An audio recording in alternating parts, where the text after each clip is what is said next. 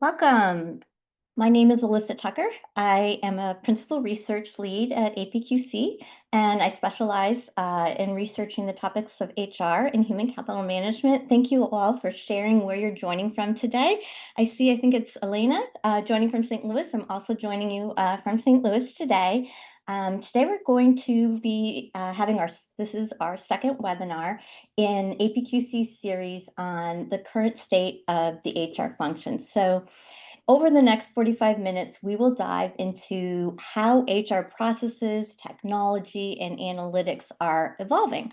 And the basis for our discussion is a recent APQC benchmarking survey of 300 HR leaders representing organizations with 500 million or more US dollars in revenue and coming from a range of regions and industries. So this session today builds on our previous webinar on HR spending, structure, and staffing, and it sets the stage for our upcoming webinar, exploring HR challenges, strategies, and performance. So at the end of this slide deck, I've included links that you can use to learn more about the other webinars in this series, and all attendees and registrants will receive a copy of the slide deck within a few days, as well as the recording. So before we jump into our discussion of HR process technology and analytics, I'd like to revisit the context that's shaping HR today, which we talked about on our first webinar in this series. So today's HR function operates amidst mounting business pressures such as uncertainty, change, austerity.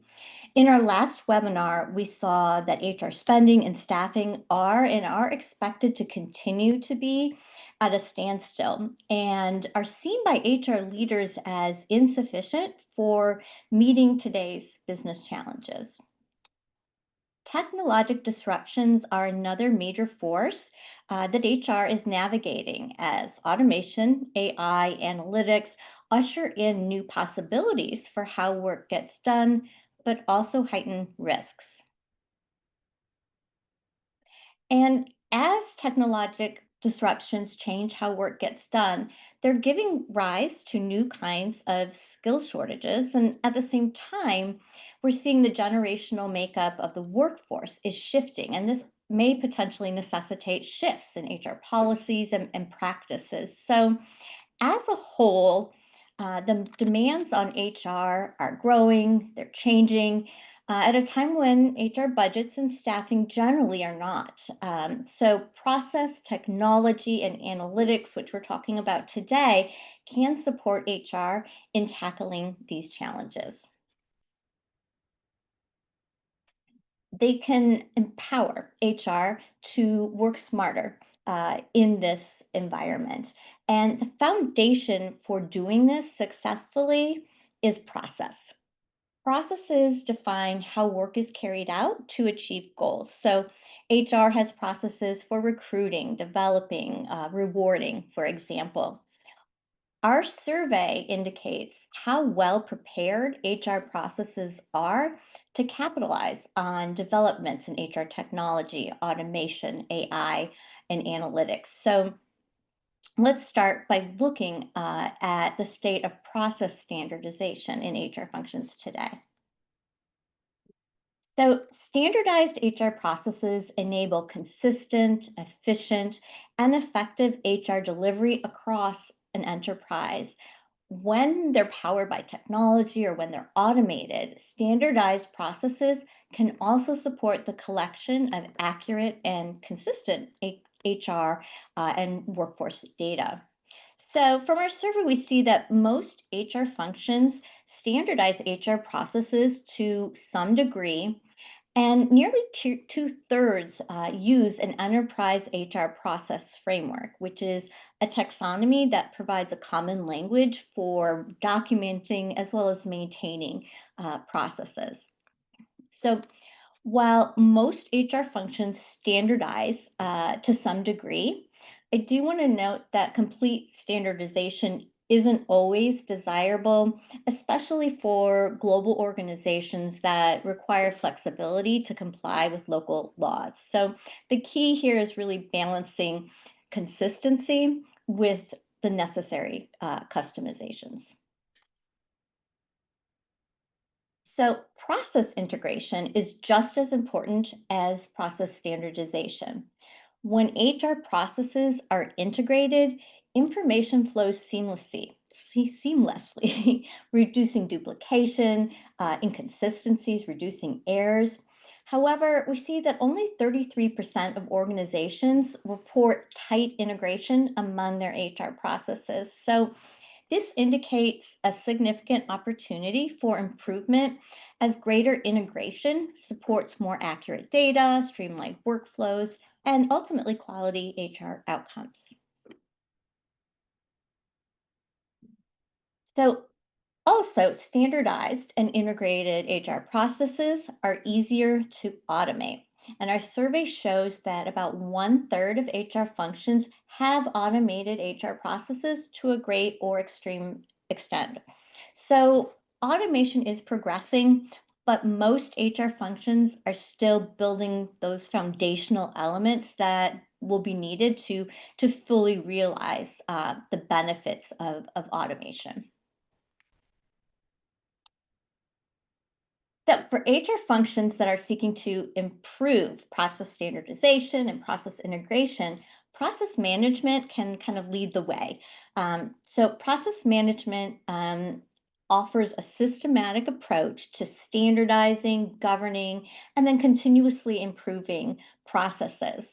From our survey, we see that only 30% of HR functions have reached the highest levels of process management maturity, where performance is controlled and is predictable. So I've included resources at the end of this slide deck that delve into how to improve process management maturity and optimize HR technology and automation. So, with strong HR processes in place, HR can make informed decisions about technology investments. So, I want to turn now and take a look at how HR functions are approaching technology today. So, the top objective for HR technology, cited by more than half of HR leaders in our survey, is gaining access to automation capabilities. And this reflects a clear focus on streamlining and improving HR processes through technology. Process fit is a critical factor in HR technology purchases. Over half of HR functions consider how well technology aligns with their processes to a great or extreme extent. And alignment accelerates implementation and it ultimately eases the automation process. So, we also found that at nearly half of organizations, HR has the final say in technology decisions, ensuring that process and tech fit is getting properly evaluated. Oh, excuse me.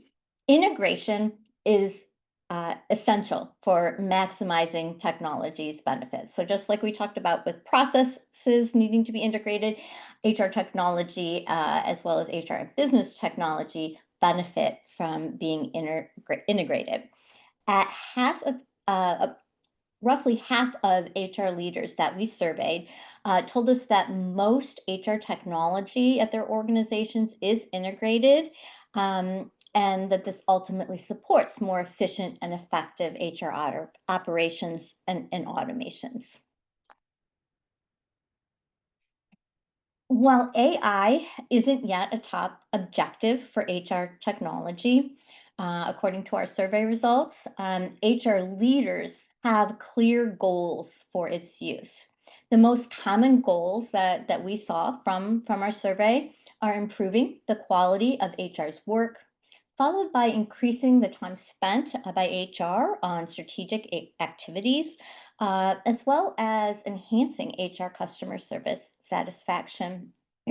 So, this suggests that HR is still early in its AI journey, but it very much recognizes the potential of AI for the practice of HR. So, Looking at kind of the leading near-term use cases that our survey participants that HR leaders are seeing for AI in HR is analyzing employee sentiment. Other top priorities for AI in the near term are to mitigate bias in the hiring process and to provide skills gap assessments and recommendations. These use cases reflect HR's focus on leveraging AI to improve decision making and ultimately workforce outcomes. So, despite progress, most HR functions are still early in their technology, automation, and AI journeys. Only 20% report making good use of the latest HR technology. This was a stat that definitely stood out to us as we were looking at these survey results. So, just kind of taking a whole look at what we talked about so far related to process and technology, we're seeing that the foundation is being built, but there's significant opportunity for HR to advance technology adoption and impact. And at the end of the slide deck, I have shared APQC resources on advancing the use of the latest technology in the HR function.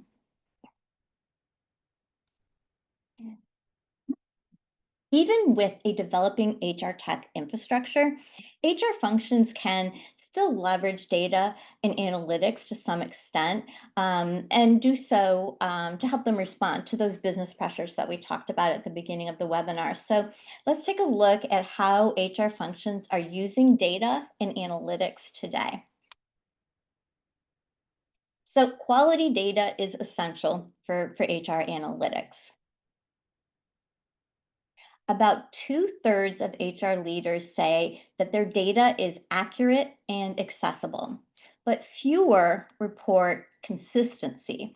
And this is likely due, at least in part, to limited integration across technologies, which you see in that circle on the slide.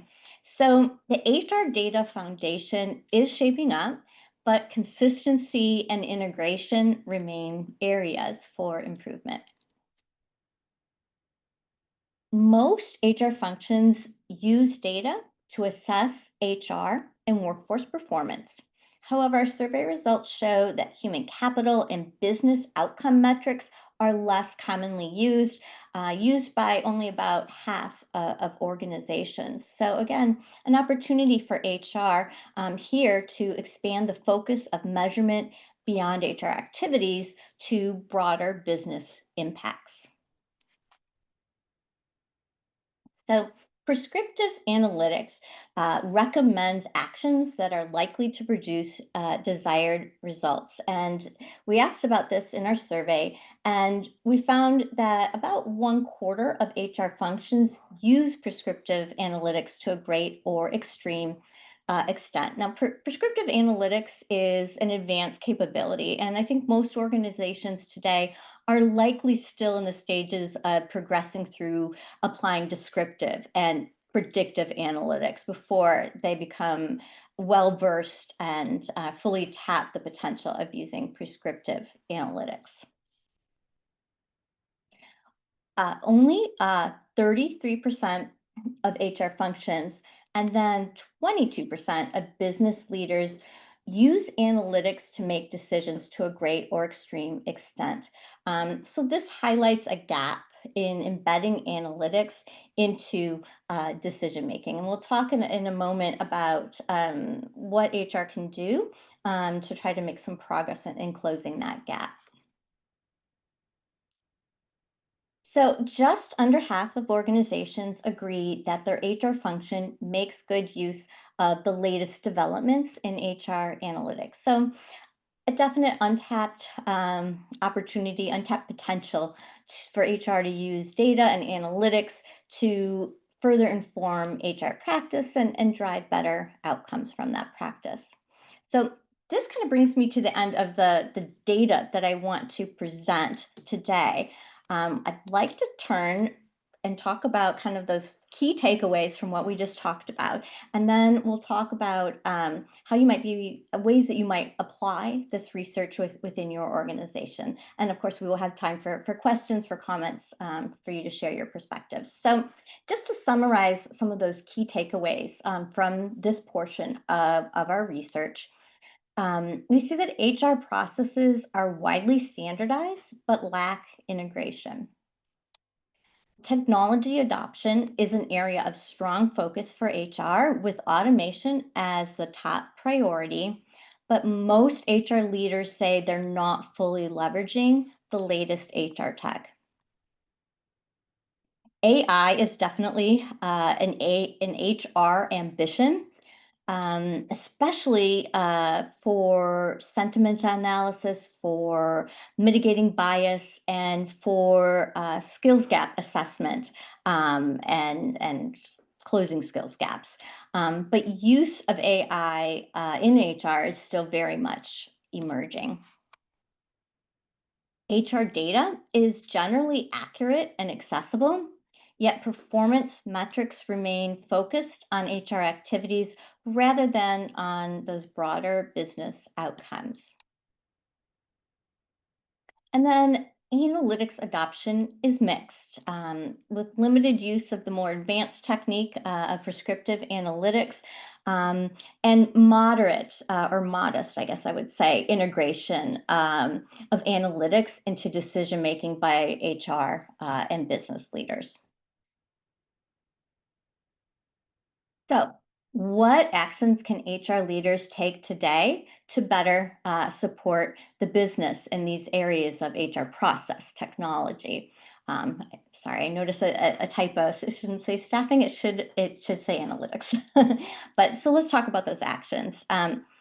First, HR can focus on process management, which we talked about earlier, and this would entail documenting current processes, defining the desired future state for HR processes, then securing the supporting technology, and also assigning process owners to really oversee that those processes are being kept up to date, that they're being continually improved, and that standardization is staying in place, that variations aren't creeping up unaddressed.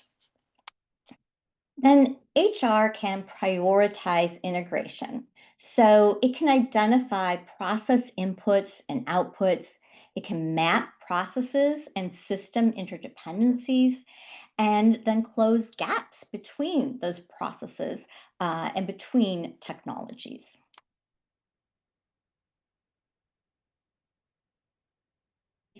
HR can also unlock value from technology, automation, and AI by building and maintaining a strong process management focus, by developing an enterprise HR technology strategy, and then by setting priorities, clear priorities for executing on this strategy, really keeping the organization and the different areas of HR and the business aligned to that HR technology strategy, both in making those selection decisions, but also in everyday use of those systems. And then finally, HR can embed analytics into decision making. So it can assess and clean up HR data. It can ensure data is a key consideration of HR technology and automation decisions, that those decisions are made in ways that promote the collection of data that is accurate, that's consistent, that's accessible. And then two other actions would be to, one, establish an HR analytics center of expertise, and then two, upskill HR staff on how to talk about data and use it to inform decisions. So together, these steps will position HR to leverage technology, automation, AI, and analytics in ways that help HR address those key challenges and those new opportunities that we talked about in the beginning of the webinar. So I mentioned earlier that there are additional resources available. At the top of this slide, you will see resources that allow you to delve into this research in more detail, that allow you to access the previous webinar and register for the upcoming webinar. And then at the second half of this slide, I've also included resources that can help APQC members really get more tactical in acting on this research, really help you take some of those actions that we just talked about, guide you through that process, provide you with tools that you can use to carry out those particular steps. So this concludes kind of what I have to present today, but I'm really interested in hearing from you any questions that you have about the data, but also just comments. What surprised you? What didn't surprise you? What ways might you be thinking about using this research at your organization? So I have my colleague Megan McCullough on, and she's going to help facilitate the questions and the comments today. Welcome, Megan. Hi, great to be here. Priscilla, I do see you've got your hand raised, so if you wouldn't mind putting your question either in the Q&A section or in the chat for me, I would appreciate that. But we do have a question, Elissa, more foundational. So could you define the prescriptive analytics and also predictive analytics so we can help our audience understand the difference between those two, since they are quite advanced technology? Exactly. Yeah. And actually, I have a really nice little rubric, which I can share with you. Find it in my notes here. But basically, I can't find it quickly, but I'll just share it from the top of my head. Predictive analytics is looking at what might happen, where prescriptive analytics is actually looking at what should you do in order to achieve a certain result. So prescriptive analytics takes it a step further. Even before those stages, which are more advanced, both predictive and prescriptive analytics, you have descriptive analytics, which is really just looking at your data and seeing what the story is that your data tells without any of those more advanced predictive or prescriptive techniques applied. So when you're looking at, for example, your employee turnover rate, you're looking at your engagement rate, those would be using descriptive analytics. I hope that helps. Could you also, using the turnover rate data, walk through the difference? So after you get descriptive, when you get predictive, that data should be able to tell you what your turnover rate could be. And then prescriptive might be able to say how you can affect that number. Is that an accurate difference case example here? Exactly. That's a great example. It's a real life example that we see organizations using analytics to help them work through. Okay, are prescriptive analytics an outcome of root cause analysis?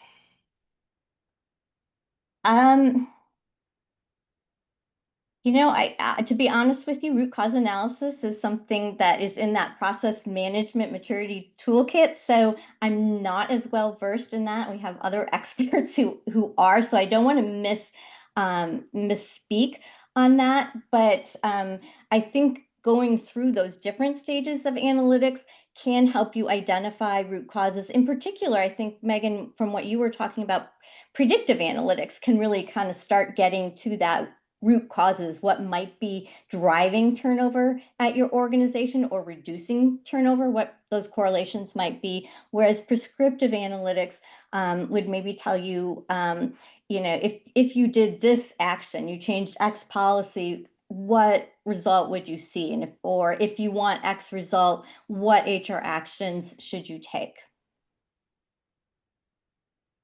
Perfect. And while we're waiting on any more questions to come in, I just wanted to share one of my biggest kind of surprises in the data was the stat on how accurate the HR data was today. I was actually expecting that to be lower, given what we've seen, trending, the last few years. And as people try to get, clean data and be able to use that so that they can do more automation and more analytics there. So I was surprised to see that as high, but also with that also being high, the other stat on what data is used to do that I didn't see those metrics and measures being utilized. I think, we've got clean data. Like it makes me go, why aren't we, using it for metrics and measures and business performance? Because it's clean data. And maybe that's just the need for advancement in the technology and analytics, maybe, but I wanted to kind of get your take on that too, if you were just as surprised. Yeah, I was definitely surprised. This is obviously a topic we've been studying over the years. This is the second time we've run this study. And so it is showing a progression, these results now, in terms of the quality of HR data. And I do think that's because organizations have been doing some of the foundational work that we talked about today. And so really getting to this consistency piece is just one further step in setting that foundation. But like I shared, even without perfect HR data, understanding what data you have, there are things that you can do to utilize that data to help inform decisions. But what we saw in our last webinar looking at spending and staffing and structure of the HR function is really that there's a lot going on. Megan, you and I talk about this all the time.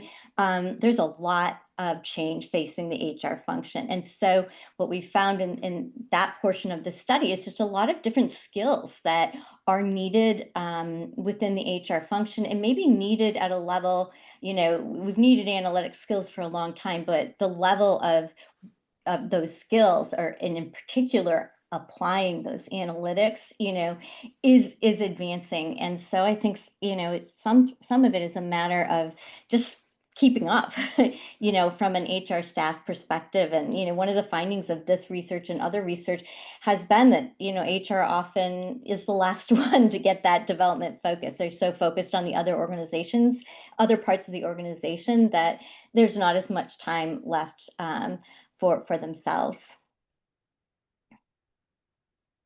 Few other questions have come in. So the first one, they would like you to expand a little bit on the level of integration from the two slides that we're talking about technology integration, that the topic appeared to have conveyed different results. So if we could backtrack maybe to those slides and talk a little bit Yeah, for more sure. and expand there. Okay, let me just get back to that slide.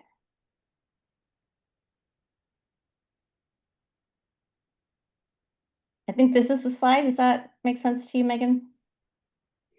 I think so. They said Perfect. that we had two slides referencing it, so they want you to expand on the level of integration. Okay. So when we're talking about prescriptive analytics or even predictive analytics, if systems can talk to each other, then you can take turnover data and marry it with performance management data, for example. Or you might, if you can integrate HR systems with business systems, that just gives you that bigger data set and more potential correlations or potential prescriptive guidance that you can access.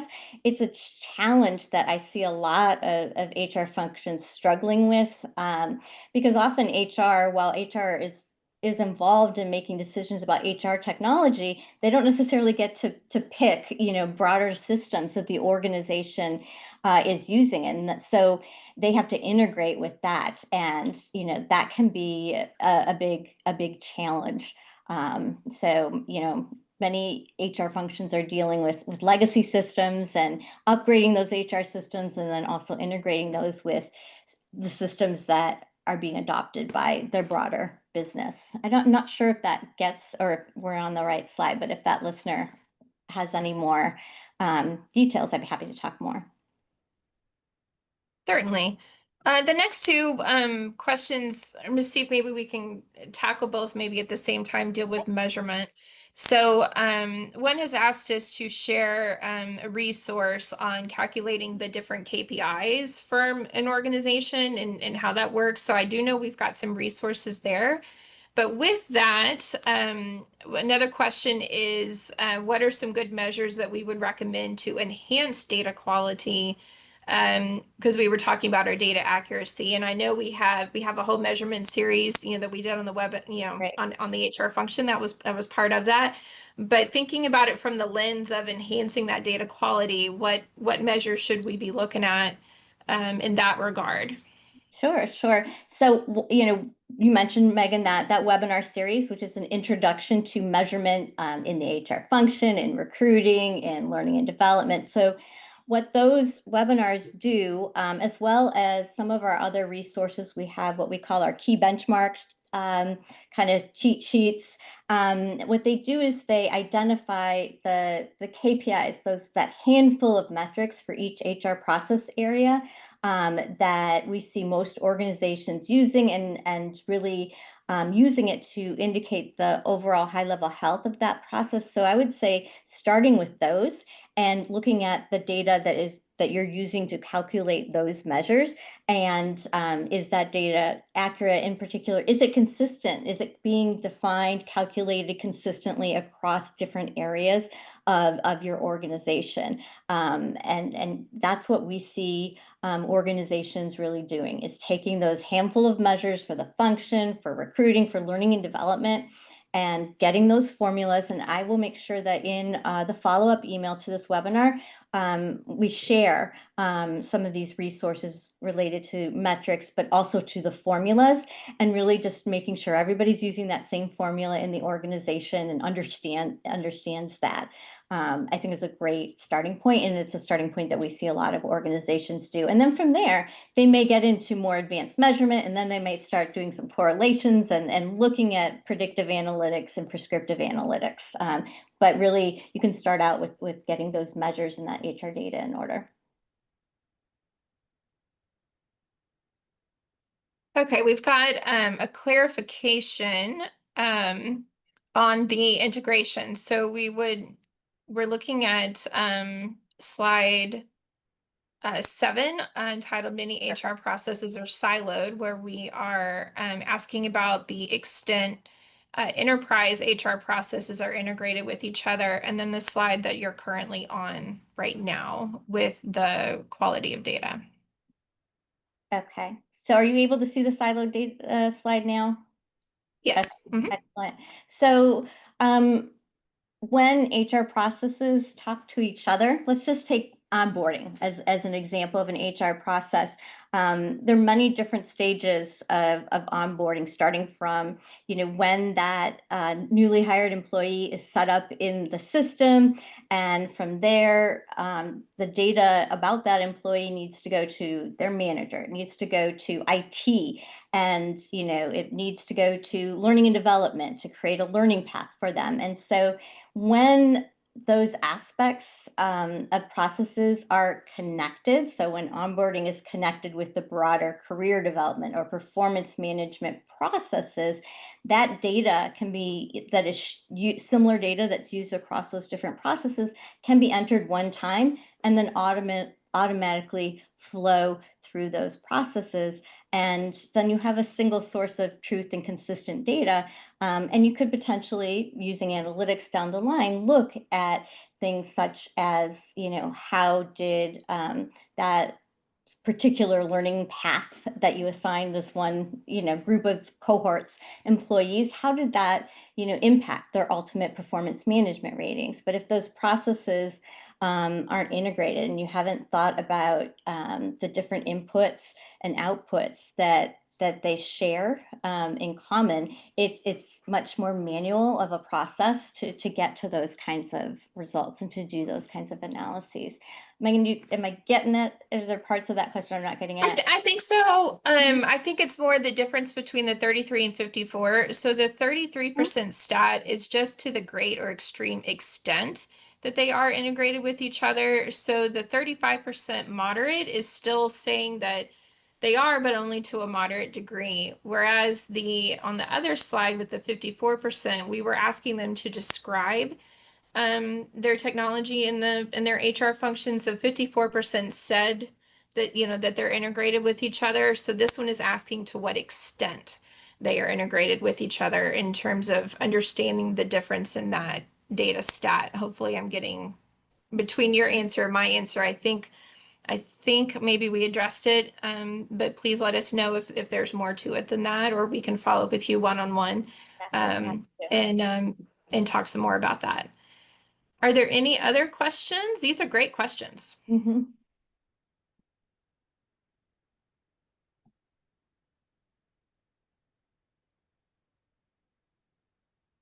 Had a question about sharing the content of the survey. So there's the resources in the back of this particular slide deck have the links to our survey reports for that. So if you are a member of APQC, you have access to see those reports because it includes the measure data we collected as well on our benchmarking study.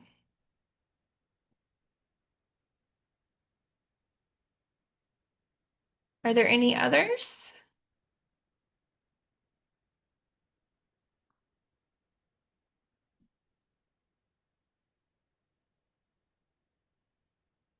Perfect. Okay, Alyssa, I'll let you wrap up today. Okay, excellent. Well, thank you so much for sharing your questions. And I definitely welcome additional questions if you have those after the webinar, comments. I'd love to discuss them. I know Megan would too. We'll share our contact information with you. As I said earlier, you'll receive a copy of the slides and the recording, as well as those additional resources that I mentioned regarding KPIs and measure formulas in a couple of days. I'd love it if you would take a moment to take our webinar satisfaction survey when the webinar closes so that we have feedback to improve future webinars for you. And take a look at our events page for additional webinars that you may want to attend and other events, as well as on-demand webinars. All of our webinars are available after the fact on demand. Be sure to check out our next conference, our APQC Connect conference next April.